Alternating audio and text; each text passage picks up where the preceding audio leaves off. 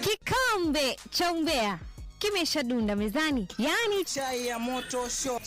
show. Tia mwiroreri wito wa Jos Kenya Official TV orege jitekeria nyigire thiini wa mitambo eno thina mbere gukumenyithia mohoro mothe maria marahanika thiini wa nenda citu cio kinyane nange hokati withayo uri uragithii na mbere gukorwo gi-subscribe thiini wa station eno tuthi mwena wa Facebook okuria ru muingi ni mukenu thutha wa ndomereri o iri irakorwo ikirekererio ya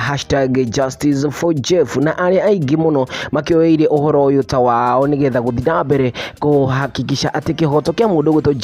Jeff Mwathi ni giakorwo gigikinyaniria na mwena uria wa Facebook o andu ari eri makoretwo magitanjwo thiini wa maundu maya mothe ma #ino ya #JusticeForJeff ni mundu gwito Simon Mwangi Muthiora na mundu ungi ugwito Evangelist Mercy Nungari uria riu arahuthira page yake ya original na neho hau andu aya eri makoretwo makinyitanira hamwe guthii na mbere gucesha maundu maya ma #JusticeForJeff na riu mundu gwito Evangelist Mercy Nungari yakinyite mwena wake wa Facebook kuria riu ni agithite na mbere muno gucokeria ngatho